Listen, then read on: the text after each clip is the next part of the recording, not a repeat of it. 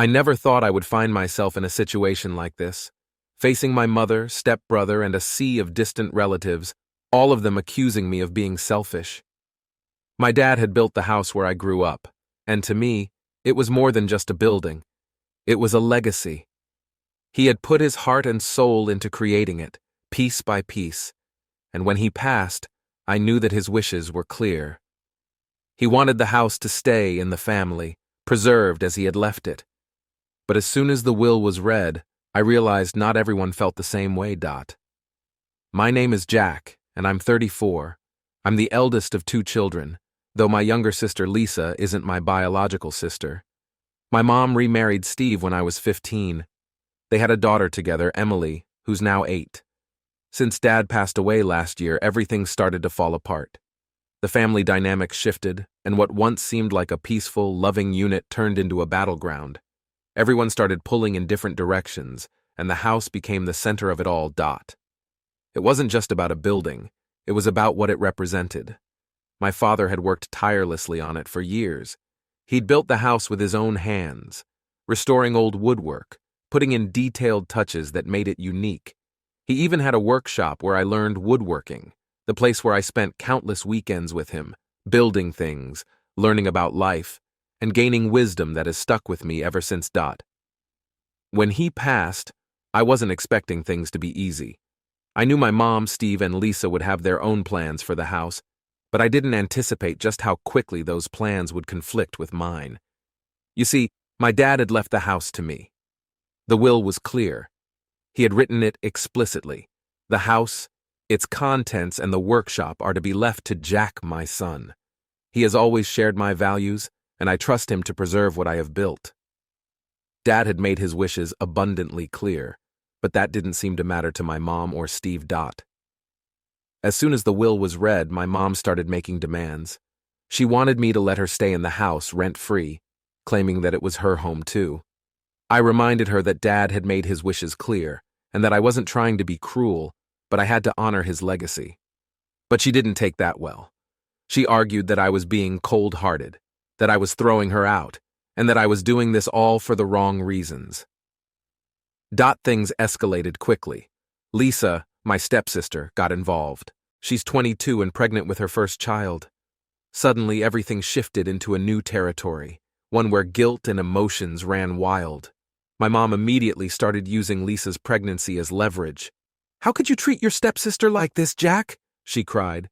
"She's going to have a baby, and you want to throw her out of the only home she knows?" I tried to explain that I wasn't trying to be unreasonable.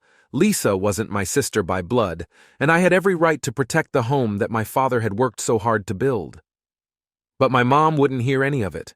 She accused me of being heartless, of only caring about money and property. Then, Steve, who had never been much of a fan of me, jumped in. He's 40 and, like my mom, doesn't seem to care much about honoring Dad's legacy. His focus was on getting what he could out of this situation. He told me that if I just agreed to let them stay, they'd pay rent. But the way I saw it, agreeing to anything with them wasn't the solution.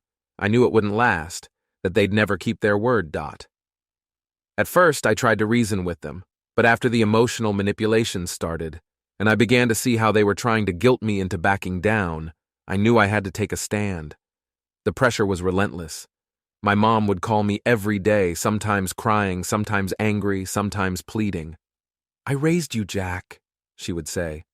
"I gave up everything for you, and this is how you repay me, by throwing me out of the house?" It was hard to hear, but I knew I couldn't give in. I had to stand firm. This wasn't about being cruel. It was about honoring Dad's wishes. The problem was, it wasn't just my mom and Steve. Soon, other family members joined in. My aunt, who's incredibly close with my mom, called me one day, her voice trembling with emotion. "Jack, your mother is devastated. You're not just hurting her, you're tearing apart the family."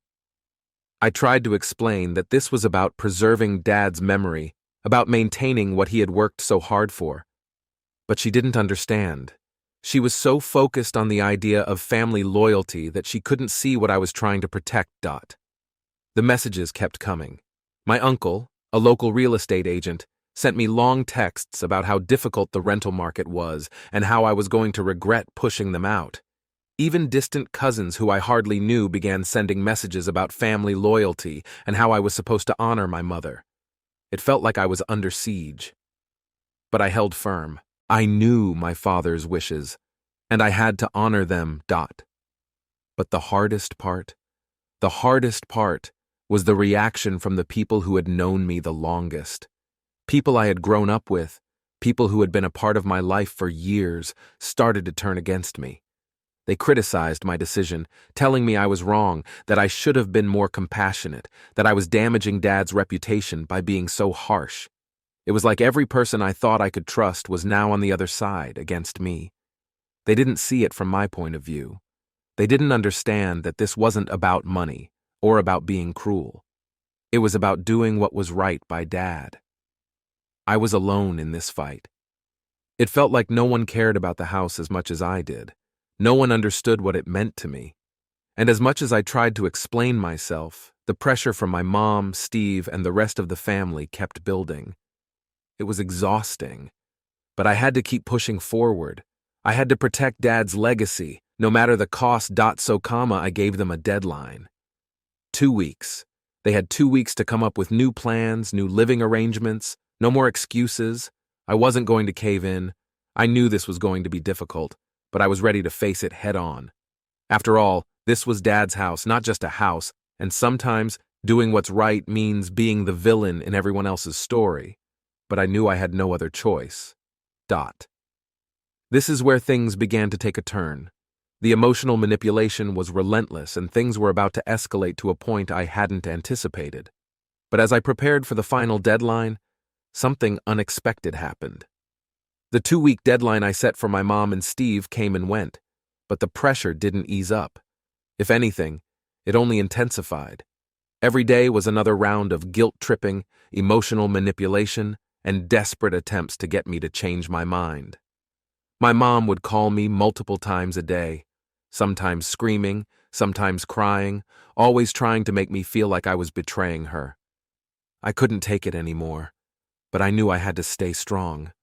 This was about preserving Dad's legacy, not about appeasing anyone. My mom's calls were draining. "Jack, you're breaking my heart," she'd say, her voice trembling with emotion. "You're throwing me out of my home. You think your father would want this? Is this what he wanted for me? For his wife to be cast aside?" It felt like every time we spoke I was being torn apart by guilt. But then I would remember why I was doing this. Dad had built that house with his own hands, with years of hard work and care. And he left it to me, because he trusted me to do the right thing. Steve was no better. If my mom was the emotional one, Steve was the one with the strategy. He was smart, manipulative in a different way. Instead of emotional outbursts, he tried to negotiate, to offer deals, trying to get me to back down. He suggested we formalize everything, make it all official, establish a lease, and he'd start paying rent. At first, I entertained the idea because it seemed like a reasonable compromise. But then I started to think about it. Steve had no intention of keeping any of those promises. He hadn't respected Dad's house before. Why would he suddenly start now? It was just another way for him to gain control, and I couldn't let that happen. One night, as I was sitting in my living room, feeling the weight of everything pressing down on me, I got a call from my aunt. She was upset, telling me how disappointed my mom was in me. "You don't understand, Jack," she said, her voice thick with emotion. "Your mother is devastated. She's the one who raised you, and now you're abandoning her. You're dishonoring your father's memory by doing this." I didn't know what to say. I wasn't abandoning anyone, but they couldn't see it. All they saw was a son turning against his mother. And the guilt, I could feel it like a physical weight, like a constant knot in my stomach. Then, out of nowhere, I got a message from my uncle, the local real estate agent. He wasn't even involved in this situation, but he felt the need to weigh in. His message was long and full of advice about how the rental market was tough right now, how I should be more understanding. "You can't just throw your mom out on the street, Jack," he wrote. "You've got to think about the bigger picture." I sat there, staring at the screen, trying to make sense of it. I was doing what Dad would have wanted. I was standing up for the house, for the legacy he left behind. But everyone around me saw it differently. It wasn't just family either. People who had known me since I was a kid started reaching out. It felt like they were all coming out of the woodwork, voicing their disapproval. People who had been a part of my life for years, who had shared memories with me, suddenly turned on me. They sent me messages, voicemails, and texts, each one telling me I was wrong. "You're tearing the family apart, Jack," one friend said. "You're making a mistake. Your father would be ashamed of you." It stung. It really did. These weren't just strangers or acquaintances. These were people who had watched me grow up, who had been there for the important moments in my life. And now they were all calling me selfish, accusing me of destroying the family. But the worst part, the part that broke me more than anything, was when Lisa got involved. Lisa, my stepsister, was 22 and pregnant, and suddenly she was using her pregnancy as an emotional bargaining chip. She knew how much my mom and everyone else cared about her, and she wasn't afraid to use that to get what she wanted. It wasn't just about her staying in the house anymore. It was about her child. "Jack," she said one night, her voice soft but firm, "you can't do this. You can't kick me out while I'm pregnant. Stress isn't good for the baby. Do you want to hurt your niece or nephew before they're even born?" It felt like a sucker punch. Lisa had always been close with Mom, and now, with the baby on the way, they were both playing on my emotions. My mom, who had already been crying non-stop, now had Lisa by her side, rubbing her belly, acting like I was the bad guy for not letting them stay in Dad's house. I wanted to scream. I wasn't doing this to hurt anyone, but every day felt like another battle I was losing. And then, just when I thought it couldn't get worse, Steve called me. It was a few days before the deadline I had set. "You sure about this, Jack?" he asked, his voice low like he was trying to keep the peace. "You know, your father wouldn't want you doing this. He would want us all to stick together." I wasn't sure if he believed that, or if he was just trying to manipulate me again. Either way, I wasn't changing my mind. I couldn't afford to. I had already seen how my father's house had been altered without my consent. Steve had taken it upon himself to make changes that completely ruined Dad's work, ripping out the old woodwork Dad had painstakingly put in, replacing it with cheap, modern fixtures.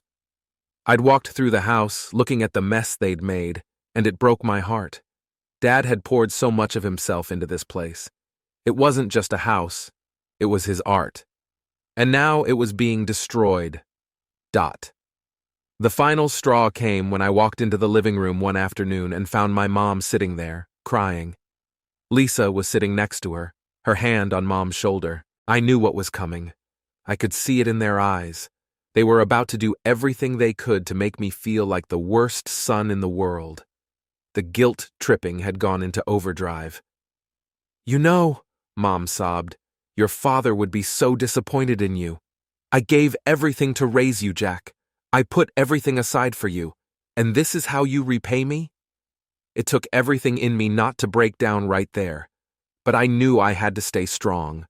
I had already made my decision. The deadline was set, and I couldn't back down.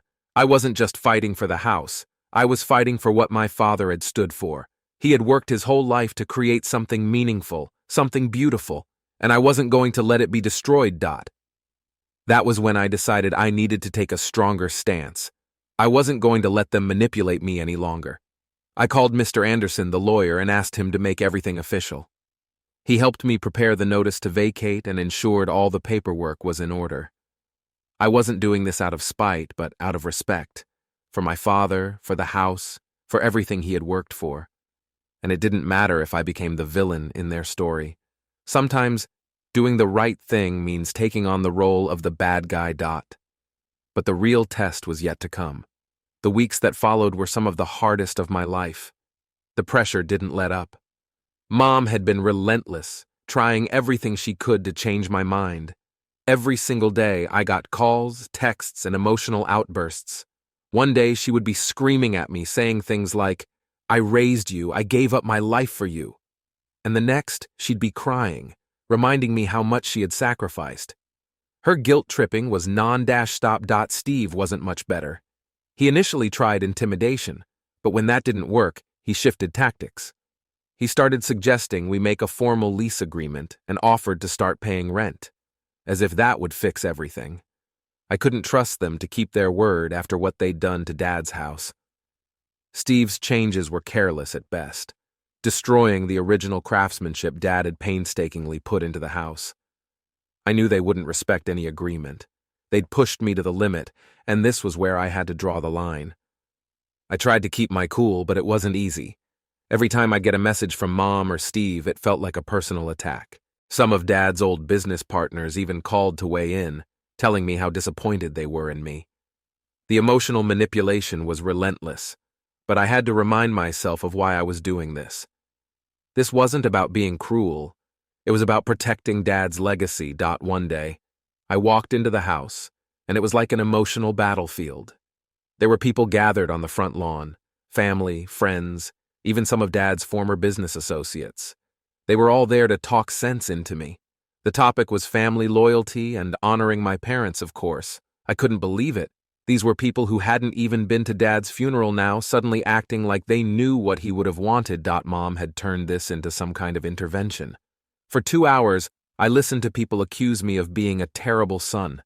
Mom's pastor gave a sermon on honoring your parents, and Dad's old secretary started tearing up, remembering his kindness.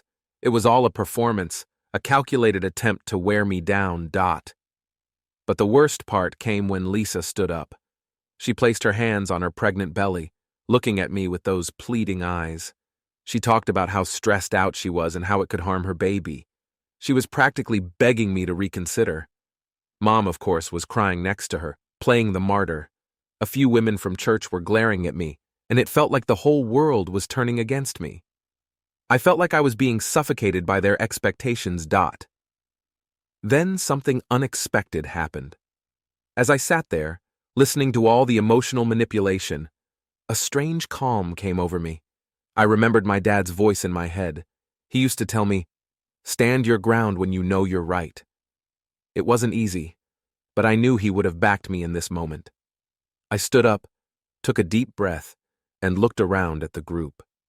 I calmly explained that Dad had spent years planning this, that the house was his legacy. I showed them pictures of the modifications Steve had made, pointing out the historic details he had destroyed. It wasn't just about the house anymore. It was about respecting Dad's work and his wishes. Then I pulled out a letter Dad had written to me. He'd been clear in his will. This house, the property, everything was entrusted to me because he knew I'd honor it, preserve it, and carry on the legacy. Some of Dad's old business associates nodded in agreement. They'd known him. They understood. They weren't here for the drama, they were here for the truth. Mom and Steve didn't have much to say after that. Some of the others in the group looked uncomfortable. A few apologized quietly as they left. It was clear the emotional storm had subsided. After everyone had gone, I went inside with Mr. Anderson, the lawyer who'd been helping me through all of this, and a locksmith. We were there to make sure everything was done legally and that no one could say I was doing anything underhanded. Mom and Steve had 2 weeks to vacate, and that deadline had arrived. I wasn't about to give in. That morning, as I walked through the house one last time, I couldn't shake the feeling of loss. There was something deeply personal about the space Dad had built. Every room, every corner, held memories. And now it felt like it was being stripped away by people who never understood its significance. The materials Steve had used to replace Dad's handcrafted woodwork were cheap and flimsy. The house wasn't what it used to be. It wasn't even close. But that's when I realized something else. Even though I couldn't undo the damage Steve had done, I could fix what was still worth saving. I'd already started reaching out to some of Dad's old craftsman friends to restore what could be restored. The workshop, the heart of everything Dad had built, was going to be brought back to life. When Mom and Steve finally left, with their things packed into Steve's truck, I felt a strange mix of relief and sadness. Steve tried to get in one last jab, asking, "Are you happy with yourself?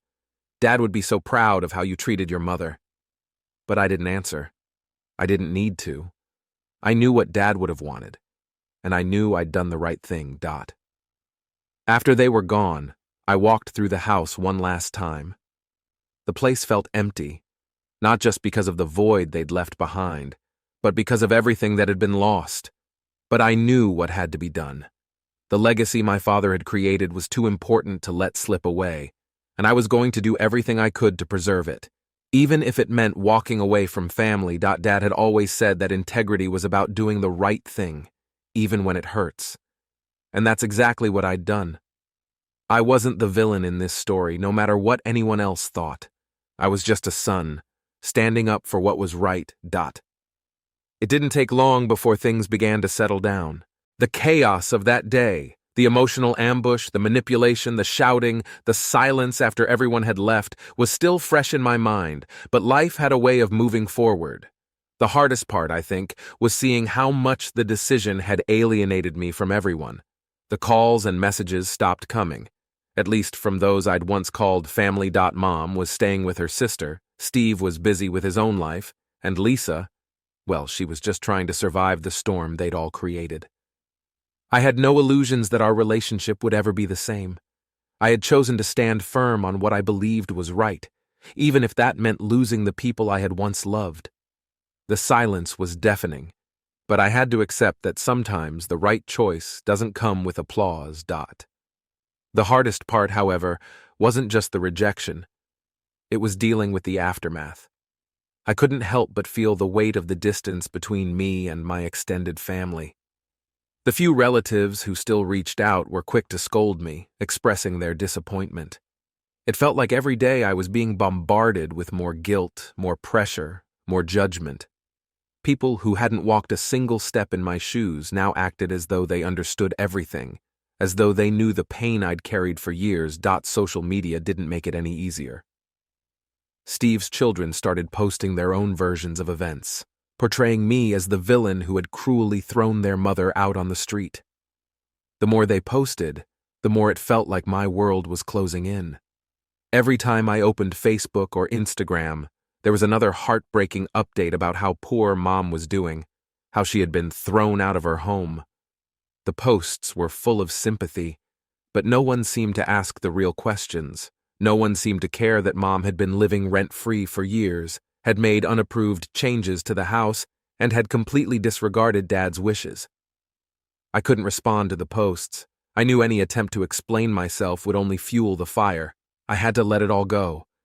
The emotional toll of defending myself against the lies, the false narratives, it was exhausting. But deep down, I knew I couldn't keep looking back. I had made my decision, and I had to live with it. I had to focus on the work ahead, on fixing the things that could be fixed, on preserving the legacy Dad had worked so hard to build. The next few weeks were filled with restoration projects. I reached out to some of Dad's old craftsman friends who had worked with him over the years. They were more than willing to help bring the house back to life, to restore the woodwork, the fixtures, the fine details that Steve had torn out and replaced with cheap, modern replacements. It was a slow process, but one I knew was necessary. Every piece of reclaimed wood, every handcrafted detail was a way of reclaiming Dad's memory, of honoring him in the only way I could. The workshop was the first place we started. It had always been Dad's sanctuary, the place where we'd spent so many weekends together. It was where he'd taught me everything I knew about craftsmanship, where he'd passed down his skills and values. That space was sacred to me, and I couldn't bear the thought of it being lost forever. We were going to restore it piece by piece until it felt like Dad was still there, guiding me through the work. As the house began to take shape again, I felt a small sense of peace. It wasn't perfect. It never could be, not after everything that had happened, but it was a start. The work gave me something to focus on, a tangible way to channel the pain and frustration I'd been carrying. I wasn't just trying to fix the house. I was trying to restore what had been taken from me, what had been taken from Dad. The hardest part was still the loneliness.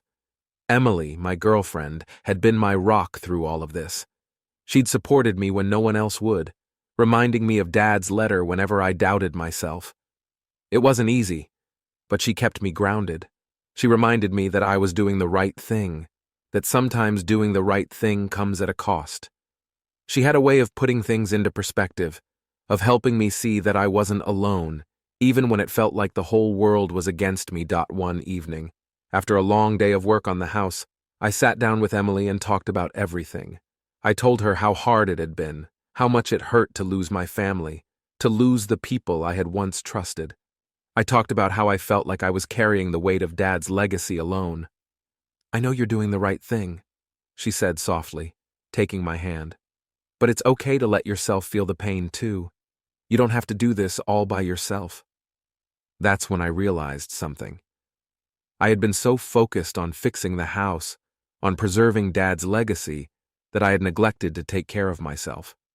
I'd been pushing my emotions aside, burying them in work and responsibility. But Emily was right. I couldn't carry the weight of everything on my own. Over time, I started to find a balance. I threw myself into the restoration work, but I also took time for myself. I spent more time with Emily, found solace in the quiet moments when the world felt like it was finally slowing down. And as the house came back to life, so did I. I had no illusions that things would ever go back to the way they were. The relationships I had lost couldn't be repaired overnight. Some of them might never be repaired. But I could live with that. I had honored Dad's legacy. I had done what I believed was right, and I had given everything I could to preserve what mattered most. As for the house, well, it was never going to be the same.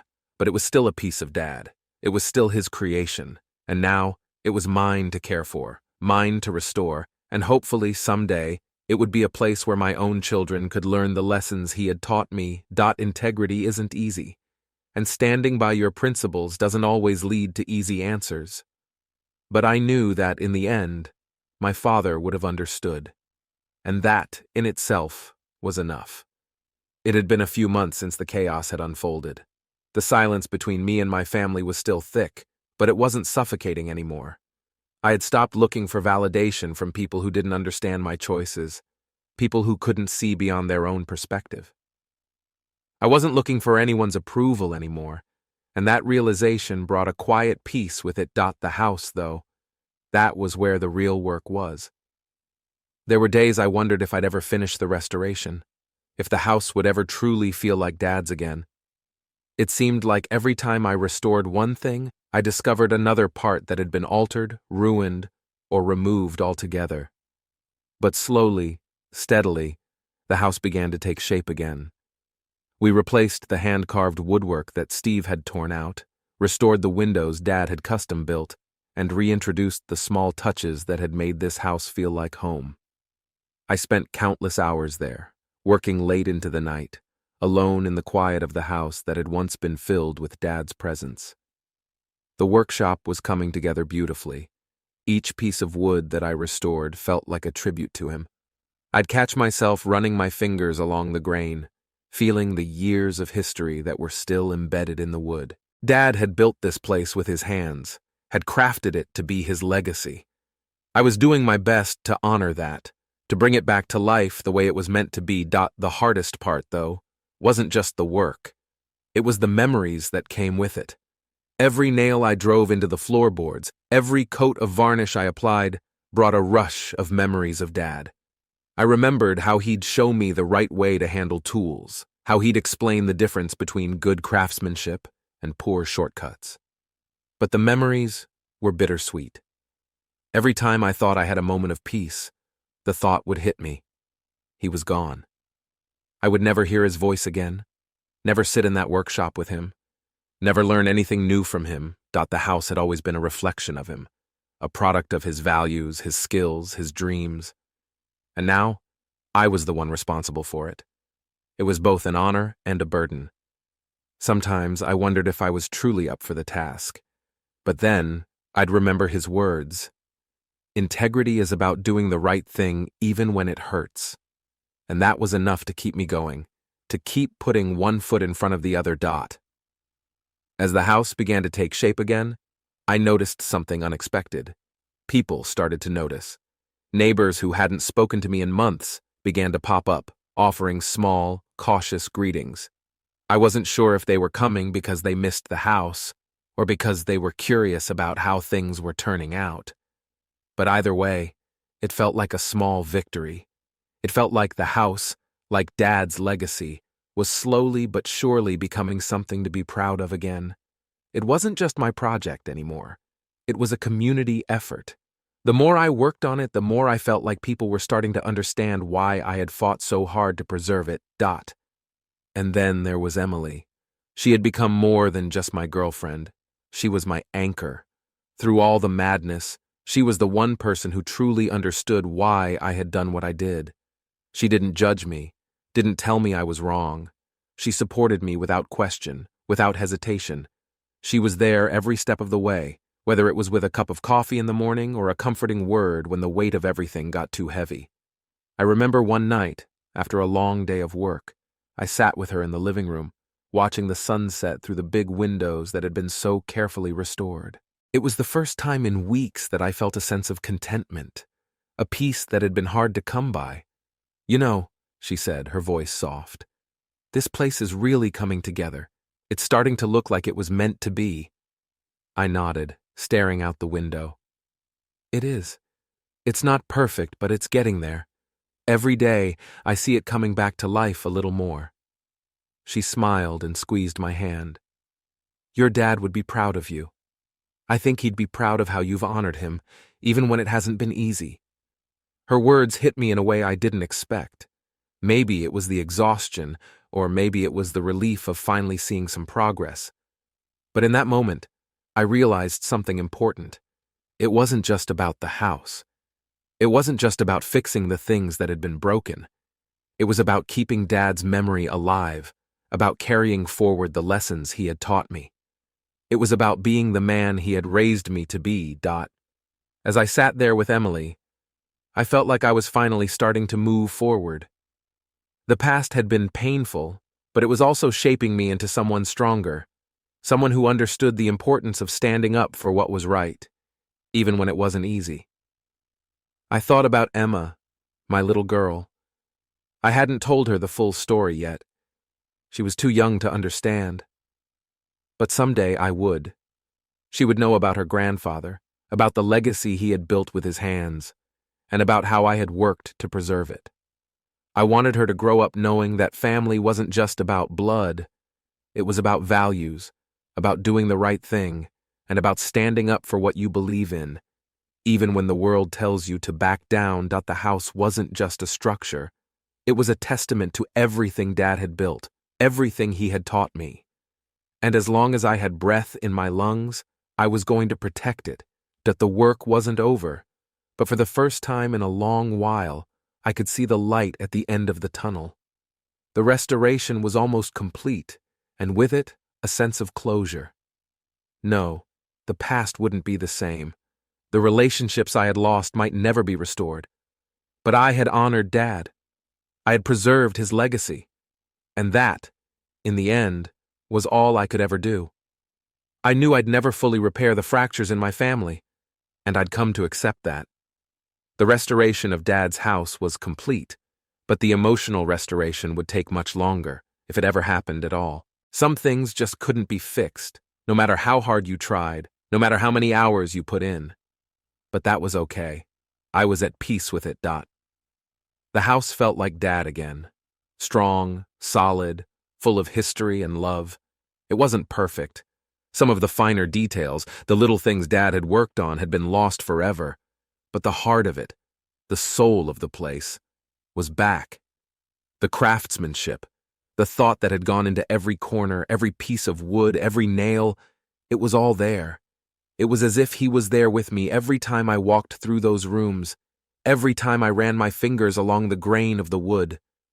I could almost hear his voice, steady and reassuring, telling me that I had done well, that I had honored him. But as the months passed, I realized that the house wasn't the only thing I had been restoring. In a way, I had been restoring myself too. I'd spent so long trying to prove to everyone else that I was right, trying to justify my actions to people who would never understand. I had forgotten to ask myself if I was at peace with what I had done, if I was truly okay with the choices I'd made, the work, the family conflict, the guilt. It had all taken a toll on me. But standing there in that house, with the weight of everything behind me, I finally felt a sense of calm. I knew I had done the right thing, and that was enough. A few months after everything had settled, I decided it was time to move forward. Not just with the house, but with life. I was ready to let go of the anger, the frustration, and the guilt that had weighed on me for so long. I couldn't change the past, and I couldn't control the future, but I could control how I moved forward from here. And I wanted to make sure I did it the right way. It was Emily who helped me see that. She had been my rock through all of this. She never wavered, never judged me, even when everything was falling apart. She believed in me when no one else did, and she made sure I never lost sight of what was important. Her support had been unwavering, and I owed so much of my peace to her. One evening, after another long day of work on the house, I sat down with her on the porch, watching the sun dip below the horizon. We had come a long way together. The storm that had torn through my life had calmed, and now it felt like we could finally breathe. "Do you ever think about how much things have changed?" she asked, her voice soft in the still evening air. I leaned back in my chair, thinking, yeah, all the time. It's like everything I knew, everything I thought was stable, just crumbled. But somehow I'm stronger now. I think I needed to go through all of that to find out who I really am. She nodded, her hand resting on mine. "I think you're right. You've learned so much about yourself, about what really matters, and you've done what your dad would have wanted. You've honored his memory, his legacy. I think that's something a lot of people would never understand. But I do. And I'm proud of you." Her words hit me deeper than I expected. All the struggles, all the heartache had led me to this moment. I was proud of myself, too. Proud that I had stood my ground. Proud that I had done what I knew was right, even when the world told me I was wrong. "We'll get through this," I said, squeezing her hand. "Whatever happens, we'll get through it together." And that was the truth. No matter what the future held, I knew I wouldn't be facing it alone. The house was a testament to Dad's legacy, and now it was mine to protect. But more than that, it was a reminder of what I had learned through all of this. That integrity isn't about pleasing others. It's about standing firm in your convictions, even when it's uncomfortable, even when it costs you something. It's about doing what's right, even when no one else understands. In the end, I had honored Dad's wishes. I had preserved his legacy, even when everything seemed stacked against me, and maybe, just maybe, that was all I could do. As I sat there with Emily, watching the sun dip below the horizon, I felt a sense of peace wash over me. The storm had passed. The house was restored. And for the first time in a long time, I was looking forward to the future. It wasn't going to be easy. There were still some bridges burned, relationships shattered. But I knew that I had done the right thing. And as long as I kept moving forward with that in my heart, I could face anything. "Thanks for being with me through all of this," I said to Emily, my voice thick with gratitude. "I couldn't have done it without you." She smiled, leaning in to kiss me on the cheek. "You didn't have to do it alone. I'm always going to be here for you." I squeezed her hand, feeling a quiet sense of contentment settle over me. The road ahead might still have challenges, but for now, for this moment, everything felt right. And that, I realized, was enough.